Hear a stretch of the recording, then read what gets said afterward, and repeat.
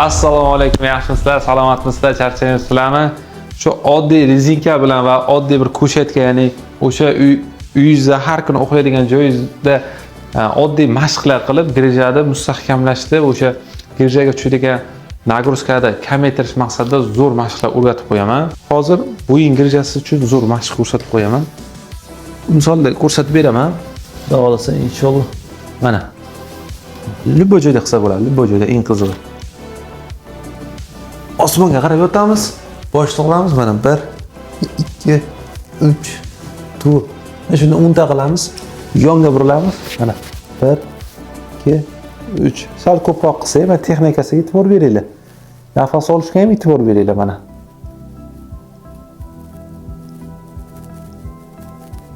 Mana. Keyin pastga qaraymiz. Buni sekin-sekin qilamiz. 10 tadan mana boshni orqaga tashlaymiz. Ko'tarib ketdi. Sekin-sekin mana. Har kuni 10 tadan 30 marta. Men nimaga fizioterapiya, как положено, rezorsiya harakat qilamiz maksimal so'rdirishga? Chunki biz ichkari bilan ishlaymiz, keyin bemorlarga o'rgataman mashqlarni. Mana hozir mana videoda ko'rasiz, kuniga 30 ta 3 mahal qilasiz. Agar sizda davleniya bo'lsa, davleningizni o'lchatasiz. O'zingiz bir xil sezadigan va sezmaydigan odamlar bo'ladi. Agar siz sezsangiz, boshingiz og'ridimi, dam olish kerak. Chunki bu davleniya oshganda yurak urish tezlashadi, mexanizm tushuntiraman. Yurak urish tezlashadi. Mana qon tomirimizda shilanka deb tasavvur qiling.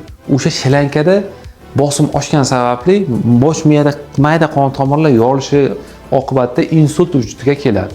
Shu sababli bosh miyaga qon quyilishi mumkin. O'shaning uchun davleningizni o'lchab sekin-sekin qilavering. Mana bizga o'xshagan insonlar qilaversa, ko'plarga eshitma qilmaydi, chunki qon tomirlar yoshda. Yosh katta 60, 65, 70 yoshdagi onaxonlarimiz ular o'zlarida tekshirib turib, lekin qilish kerak. Mana shu mashqlarni qilinglar, sog' bo'linglar, salomat bo'linglar, hech qachon kasal bo'lmaydi.